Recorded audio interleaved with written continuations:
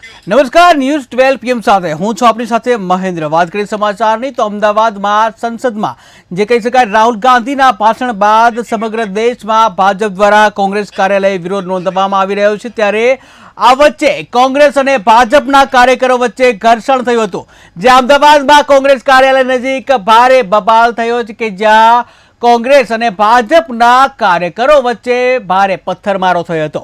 અહીં ભાજપ અને કોંગ્રેસના કાર્યકરો બાખડ્યા હતા અને જે બાદ સામસામે આવી જતા કાર્યકરો વચ્ચે પથ્થરમારો થયો હતો।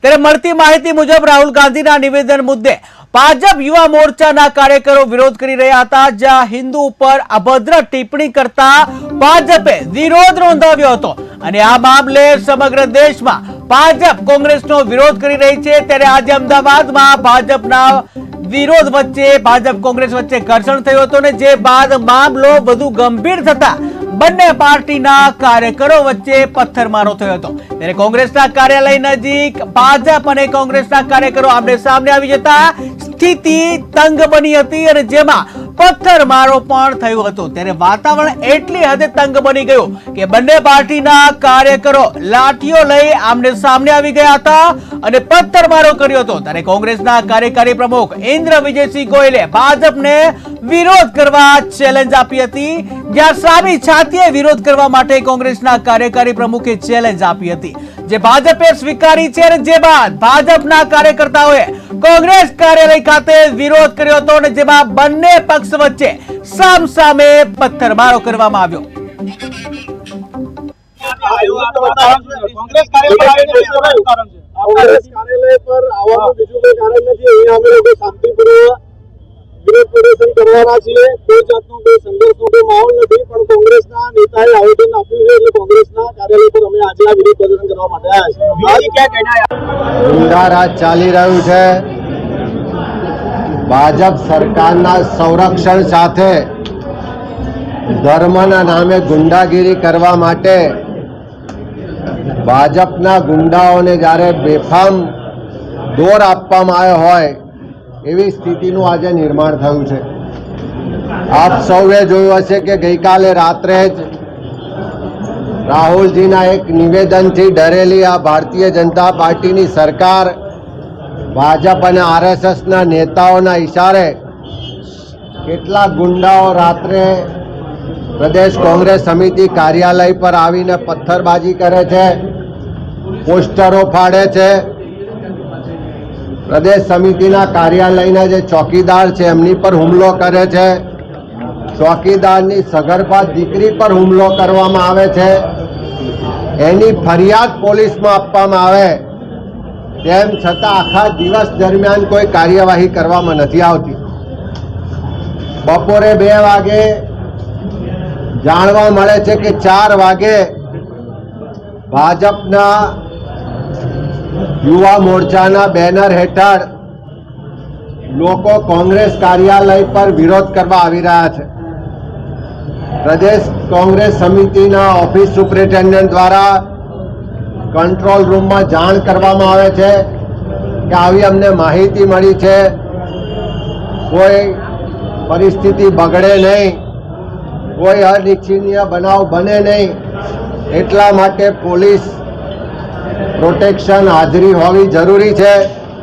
તેમ છતાં 4 વાગે એક ટોળું આવે છે, લગભગ 200 કરતાં વધારે લોકોનું, જેમાં ભાજપના કાર્યકરો ઓછા પણ ભાજપ સમર્પિત જે ગુંડાઓ છે જેનો ઉપયોગ કરીને ભાજપના લોકો, આરએસએસના લોકો ગુજરાતમાં ભય અને ડરનો માહોલ ઊભો કરે છે, એવા લોકોનું ટોળું પ્રદેશ કાર્યાલય પર આવે છે અને બેફામ રીતે પોલીસની હાજરીમાં પથ્થરમારો કરવામાં આવે છે। અમારા અનેક આગેવાનો, કાર્યકરોને, પોલીસના કર્મીઓને ઈજા પહોંચાડવામાં આવે છે અને પોલીસ દ્વારા એમને રોકવાને બદલે સરકારના ઇશારે કામ કરતી પોલીસ પ્રદેશ સમિતિના કાર્યાલયમાં ઘૂસી અને કોંગ્રેસના કાર્યકરો, આગેવાનો, મહિલાઓને પકડીને પોલીસ સ્ટેશન લઈ જાય છે। એનો સ્પષ્ટ મતલબ છે કે બની બેઠેલા ધર્મના ઠેકેદારો જે રાહુલ ગાંધીના ભાષણથી એમની પોલ ખુલ્લી પડી ગઈ છે, આખા દેશમાં એક્સપોઝ થઈ ગયા છે અને એના કારણે ડર અને ભયનો માહોલ ઊભો કરવાનો પ્રયત્ન કરવામાં આવે છે. કોંગ્રેસ કાર્યાલય પરનો હુમલો આ લોકશાહી વ્યવસ્થા પરનો હુમલો છે. દેશમાં સંવિધાન ખતમ કરવાવાળી વિચારધારા દ્વારા થયેલો હુમલો છે. ધર્મના નામે જે ગુંડાગીરી થઈ રહી છે એનું આ એક વરવું પ્રદર્શન છે. અમે સરકારને, મુખ્યમંત્રીને, ગૃહમંત્રીને, ડીજીપીને કહેવા માંગીએ છીએ કે આ ડર અને ભયનો માહોલ ઊભો કરવાનો જે પ્રયાસ થઈ રહ્યો છે અને એને સરકારમાં બેઠેલા લોકો અને પોલીસ પ્રશાસન દ્વારા જે સમર્થન મળી રહ્યું છે, જે રક્ષણ મળી રહ્યું છે, એને તાત્કાલિક રોકવામાં આવે. અન્યથા લોકશાહી બચાવવા માટે, સંવિધાન બચાવવા માટે આ ગુજરાતમાં કોંગ્રેસનો કાર્યકર રસ્તા પર ઉતરતા પણ કોઈ રોકી શકશે નહીં. આવનારા સમયમાં પરિસ્થિતિ વધારે વણશે નહીં. એટલા માટે અમે સરકારને કહીએ છીએ, પોલીસને કહીએ છીએ કે ઝડપથી જે પણ ગુંડા તત્વો અહીંયા આવીને હુમલો કર્યો છે, જેમણે પણ પથ્થરબાજી કરી છે, કાયદો હાથમાં લીધો છે, એવા તમામ લોકો સામે કડકમાં કડક કાર્યવાહી કરવામાં આવે.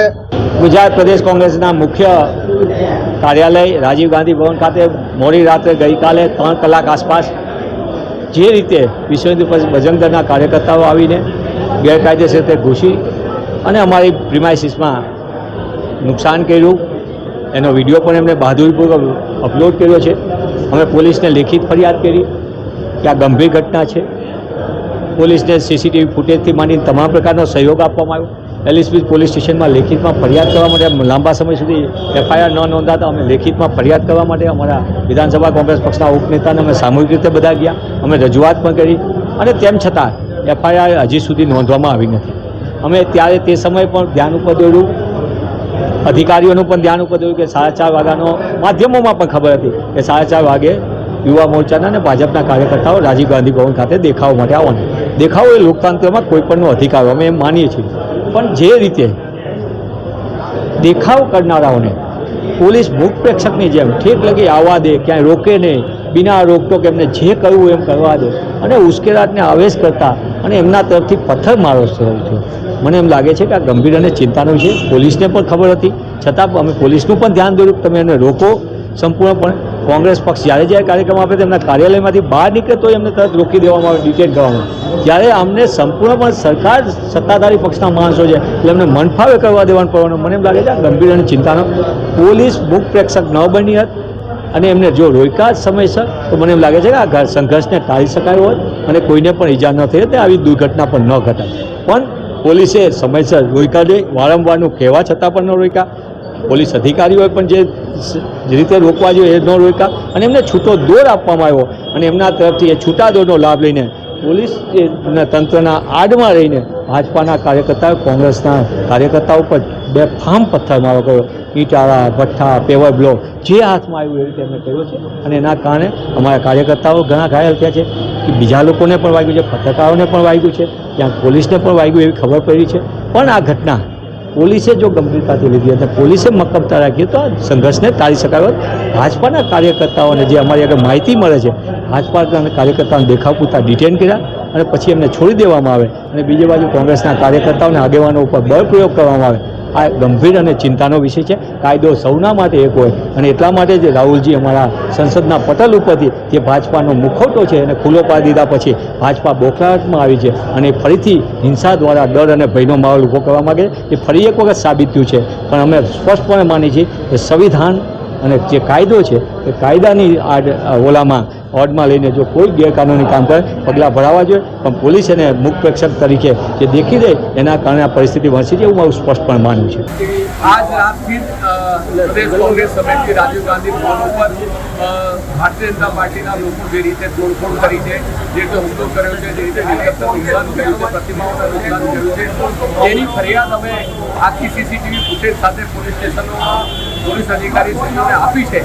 અને એ છતાં પણ આજે તમે જોયું કે સાંજના સમયે જે 4 વાગ્યાની આસપાસ ભારતીય જનતા પાર્ટીના લોકો જે રીતે રાજીવ ગાંધી ભવન ઉપર હુમલો કરવા માટેના જે પ્રયાસ કર્યો છે એ પ્રયાસને કોંગ્રેસ પક્ષ વખોડી કાઢે છે અને જે રીતે લોકશાહીને પ્રજાતંત્રની અંદર ગઈકાલે રાહુલ ગાંધીએ સંસદની અંદર જે વાત કરી હતી કે આ દેશ જે છે એ અહિંસાનો દેશ છે, સત્યનો દેશ છે, આ દેશનો ધર્મ પણ એ જ કહે છે, આ દેશની મહાન વિભૂતિઓ પણ એ જ કહે છે. સરદાર વલ્લભભાઈ પટેલ હોય કે મહાત્મા ગાંધી હોય, તમામ લોકો શાંતિનો સંદેશો આપ્યો છે, સદભાવનાનો સંદેશો આપ્યો છે અને અહિંસાનો સંદેશો આપ્યો છે અને આપણા ધર્મમાં પણ એ જ વાત કરી છે. જ્યારે એ વાત રાહુલ ગાંધી આ દેશની અંદર શાંતિ અને સદભાવના અને અહિંસાની વાત કરી હોય અને આ દેશમાં ભય અને ડરનું રાજકારણ ના હોવું જોઈએ એ સત્તાધીશ પાર્ટીઓએ સમજવું જોઈએ. જ્યારે આ આટલી સારી વાત કરી હોય, દેશની એકતા અને અખંડતા માટે વાત કરી હોય, ત્યારે ભારતીય જનતા પાર્ટીને રાજકીય રંગ આપીને જે રીતે તોડફોડ ઉપર કાયદોનો વ્યવસ્થા જાળવવામાં પોતે કાયદો હાથમાં લઈને જે રીતે કર્યું છે તો માનું છું લોકશાહીની હત્યા સમાન. રાતે બી આ હુમલો કરવામાં આવી બાબતે કોઈ ફરિયાદ કરવામાં આવી છે? હા, એની પોલીસ સ્ટેશનની અંદર જઈને અમે ફરિયાદ કરી દીધી છે, લેખિતમાં ફરિયાદ આપી છે, સીસીટીવી ફૂટેજ પણ અમે આપી. પોલીસની જે કાર્યવાહી થઈ છે આ ઘટના કેટલા સંતુષ્ટ? પોલીસ જે છે એ ક્યાંક ને ક્યાંક સત્તા અને સરકારના દબાવમાં છે. પોલીસ નિષ્પક્ષ રીતે જો કાર્યવાહી કરે તો ભારતીય જનતા પાર્ટીના આગેવાનોની તાકાત ના થાય કે વગર મંજૂરી વગર પરમિશન એ લોકો અહીંયા